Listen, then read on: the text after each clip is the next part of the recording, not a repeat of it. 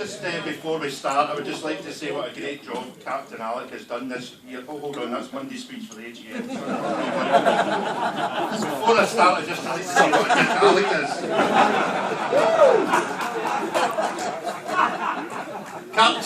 Captain Alec, distinguished guests at the top table here, past captains, golf club members of Renfrew and their guests. It's a great honour to stand here and toast the lassies, and I thank Alec for inviting me to do it. This is actually my third burn supper this week. I did the Moore Park Hemorrhoid Society burn supper and I got a standing ovation. And then I did the Kirtland Nuke Men with Small Penises burn supper, so I apologise to everybody that's seen me for the third time this week.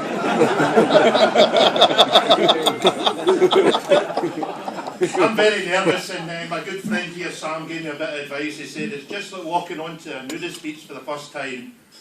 It's only hard for the first few minutes. And it's great to see Sam here doing what he does best, sitting watching other people be funny. As I say, that's all a joke. This is my very first burn supper. I have done some stand-up before. In fact, I did a recent stand-up at a refuge for battered women. It was a very tough gig because you know they never fucking listen. Once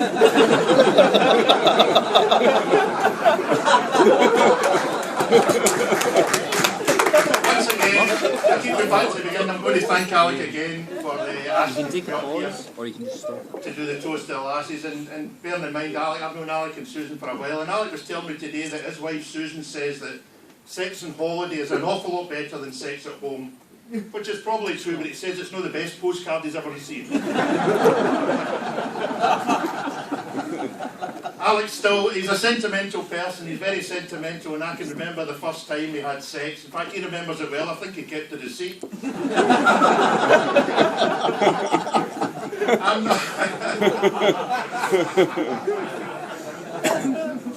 I'm not the first choice to do the toast to the lassies. The first choice was the St Mirren manager, and I've actually wrote here, insert name here. But unfortunately, St Mirren manager couldn't make it tonight because he's attending the end of season dance. In fairness, the St Mirren manager was going to come tonight, but he actually got caught speeding along the Abbotsford Road there. He wasn't too bothered, he was glad of the 3 points. So I see some good friends out in the audience, and it's great to see Robert Strong here tonight. Great to see you, Robert. I know not everybody knows, but Robert's not been too well. He's been in the hospital. He's got chronic premature ejaculation. In fact, it was touch and go for a while, Robert.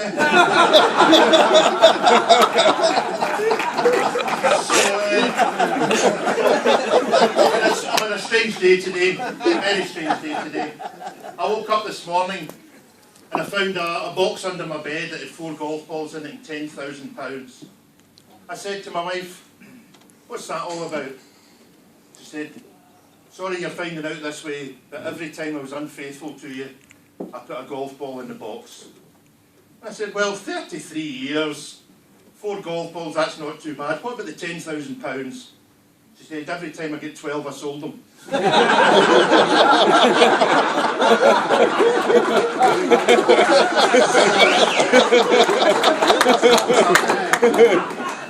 Don't clap it out, I've got a very poor finish.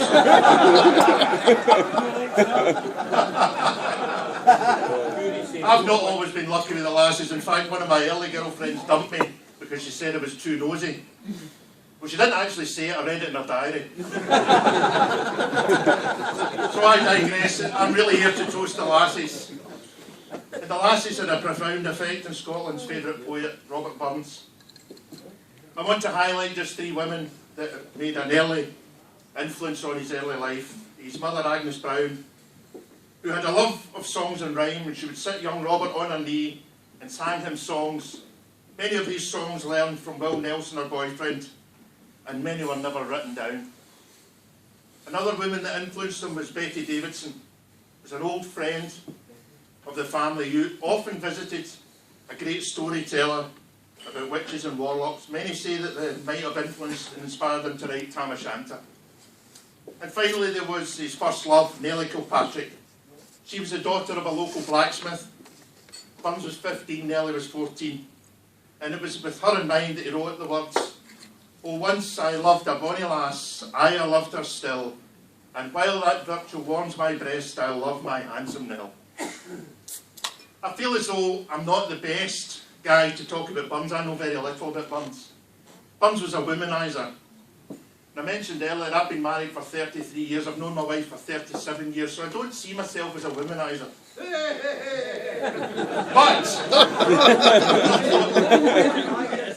But I've got some friends over there in that table at the end.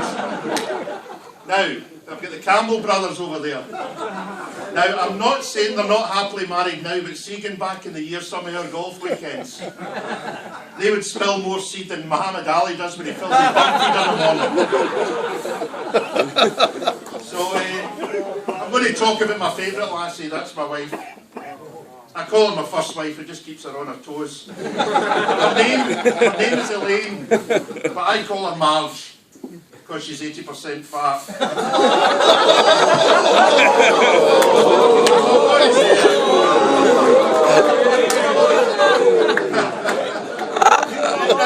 I'll never get back to her. He's recording it. I remember the night I met her. I bumped into her actually in the foyer of a hotel. And I tried to use some poetic license there. I says, "Darling," I says, "if your heart is as soft as your breast, you will forgive me." She said to me, "if your cock's as hard as your elbow, I'm in room 24.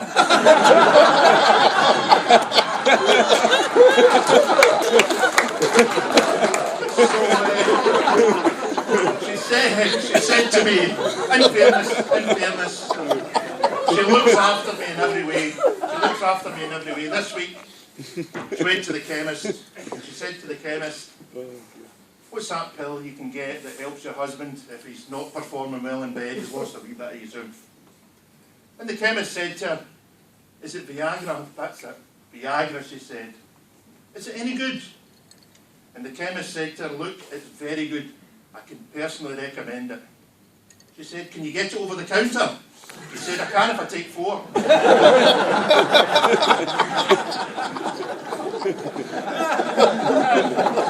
So I'm going back to my good lady wife, and I apologise again. The boys will never tell her. My wife's actually got some notoriety.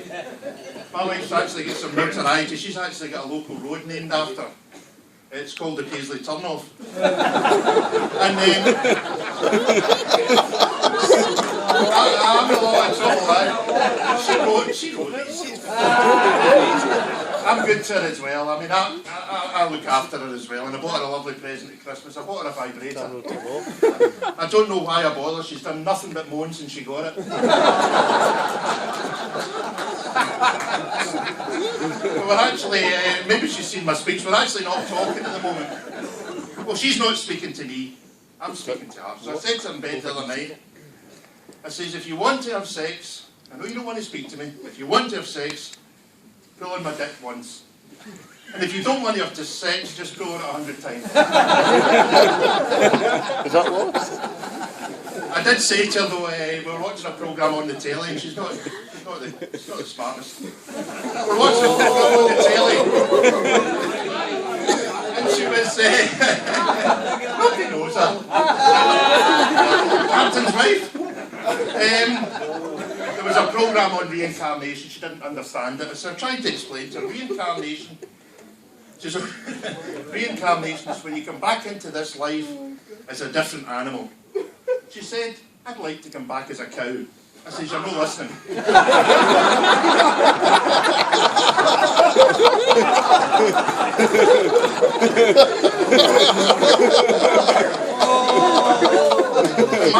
Marriage is not easy. Just this week, I found my wife crying, shouting for no reason. She's always flying off the handle. Even this morning I came down and she's counting out the pennies and the 2 pences on the kitchen table. I thought, she's going through the change. She tries her best. She tried to cook me a meal last time, but the last time I saw a steak that was that burnt, Joan of Arc was still attached to it.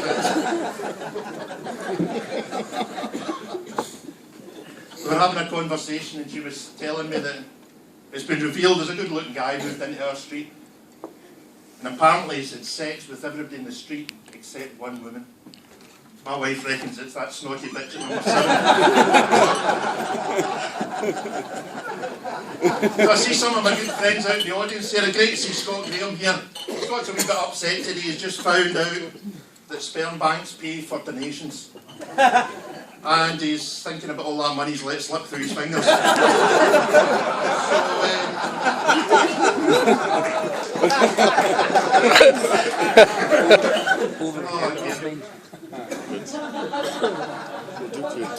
So, as we've heard, Burns love, get back to Burns, is that what I'm up here for? Back to Burns.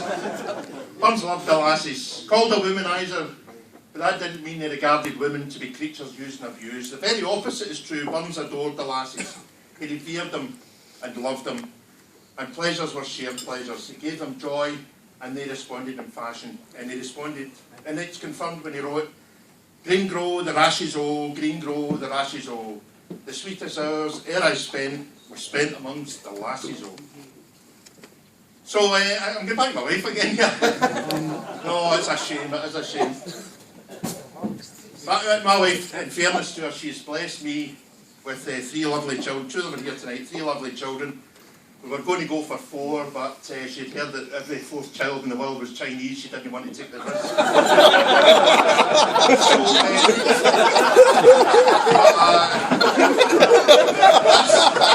that's for Alan Campbell, a 50-year-old joke. So my wife, she's not the brightest. I took her on holiday. We got to the hotel and she says, "David, I love the full-length mirror, but this room is tiny." I said, "We're still in the lift." She does pay me some compliments. Only just recently she says she thought I was an athlete. Well, she didn't say that. She says, "You've been out 4 nights running this week."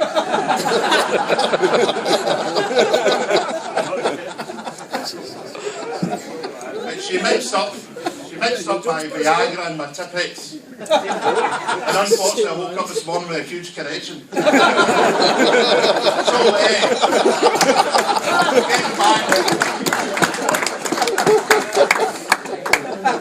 getting back to my wife, I got a call today actually from C.R. Smith. We got new windows last year. The guy for C.R. Smith phoned me and said that the payments have stopped. So I said to my wife, "What's happened? Why have you stopped paying the windows?" She says, "The guy that sold me said he would pay for himself in 6 months." She said to me the other day, "Why don't we run upstairs and have sex?" I said, "It's one or the other."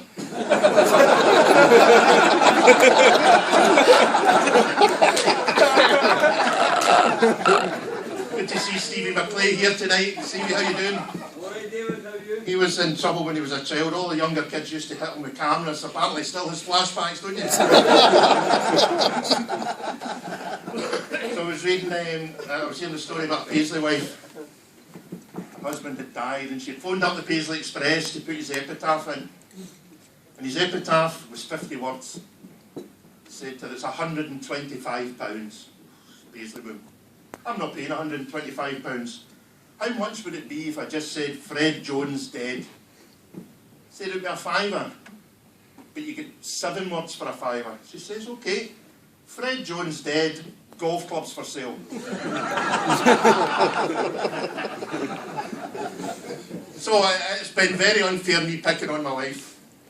I'm not the brightest either, to be honest with you. I don't think I got that job at Microsoft. Well, in saying that, they haven't replied to my telegram. So, at school I only managed to learn 25 of the letters of the alphabet. I don't know why. I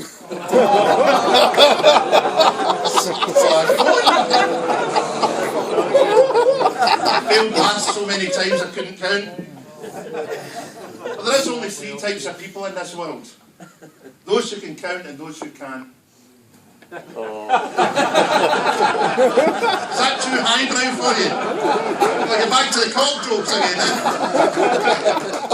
The only statistic I ever understood that 6 out of 7 dwarfs weren't happy. But people call me, I mean I'm always ill, people call me a hypochondriac, but that really hurts.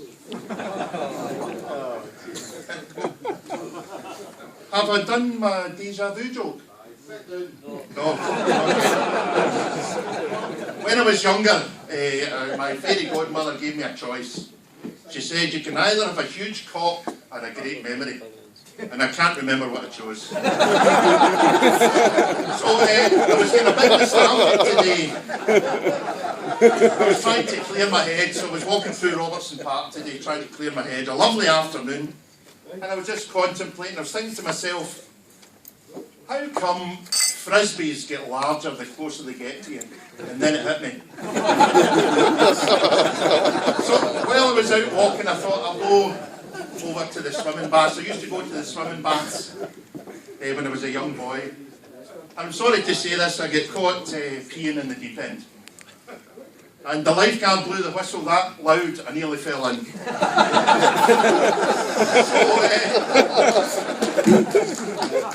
So good to see some friends here. Good to see Davy Collins here. Davy Collins, good luck with your new venture, Davy. Davy's wrote a book with all the interesting stories and anecdotes he's told down the Renfrew Golf Club over the years.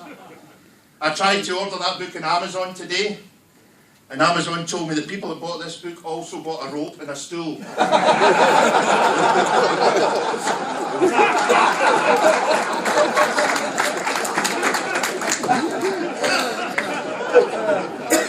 So I was also trying to get the captain's new book out of the library. It's a book about small penises. I said, have you got that captain's book about small penises? She said, I'm sorry, it's not in yet. I said, that's what it's called, yeah.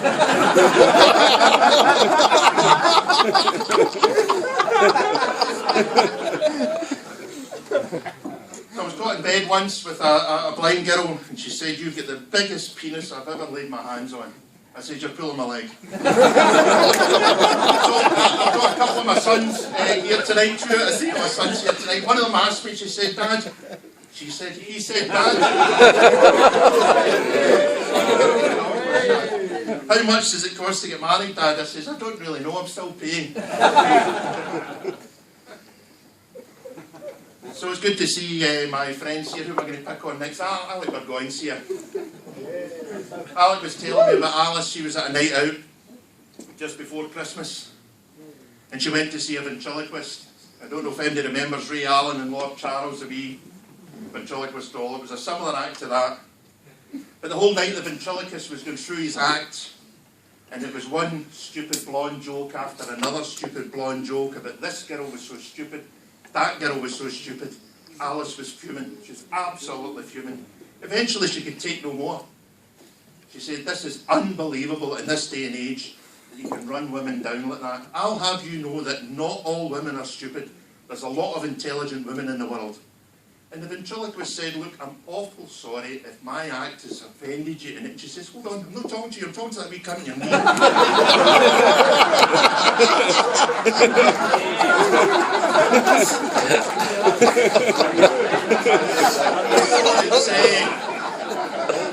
It's been a bad day today. It's been a hard day today. I've just got back from my mate's funeral. He died, he got hit in the head by a tennis ball. It was a lovely service. And I met an old, a good friend of mine today. He was walking through Renfrew town centre. He's only got one arm. And I said to him, what are you up to today? He says, I'm going to change a light bulb. I said, is that not going to be difficult? He said, it shouldn't be. I've got the receipt. So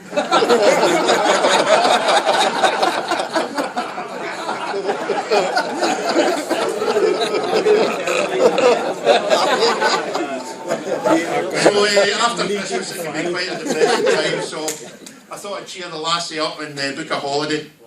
So I phoned the travel agent today. I said, I'd like to go to Paris. He said, you're a star? I says, I think I'm funny, but I'm no Frankie Boyle.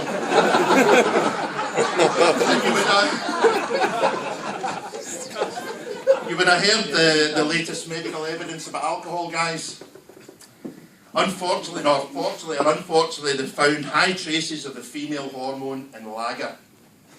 Well, it explains a lot, because after 12 pints I start talking pitch and I can't drive. So it's about time I get fit. I'm going to be captain soon, so I thought I'll phone up the gym, and I said to the gym instructor, can you teach me how to do the splits?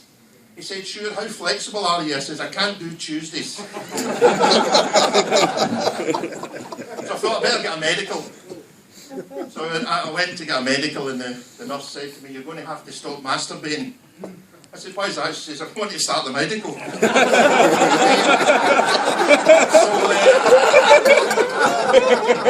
Sorry guys, we're all associated with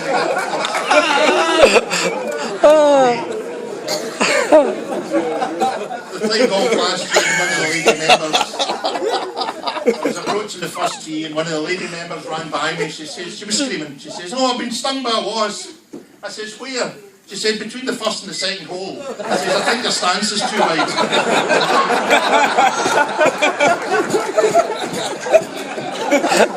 So now that I'm in my 50s, I think it's time for a new career. So I was looking at a new career, and I saw an advert in the paper for a blacksmith. So I phoned up, and he said, "Do you have any experience in shoeing horses?" No, I said, "No, but I told a donkey to fuck off once."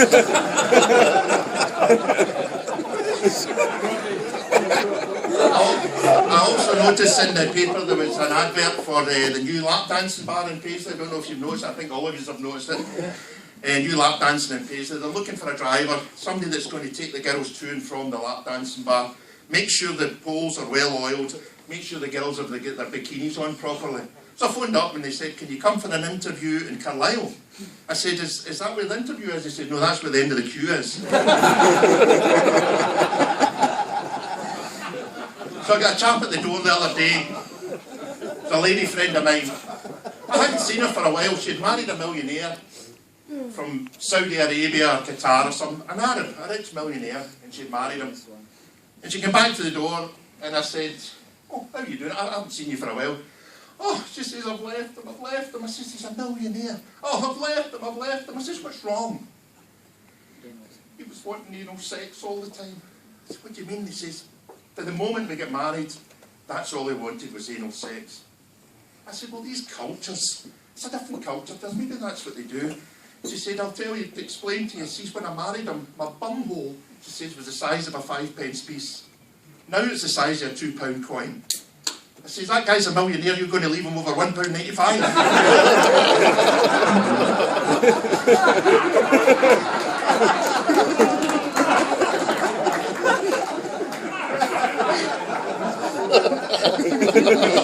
I'm coming to the end, you'll be fortunate to hear, I'm coming to the end of my presentation. But it's good to see some good friends in here. My eyes keep getting caught to Gary Spears there with that bald head. Sorry, Gary, but every time I see that napper, it reminds me I need to clean the wife's vibrator. I'm only kidding, hers is black, so it's alright.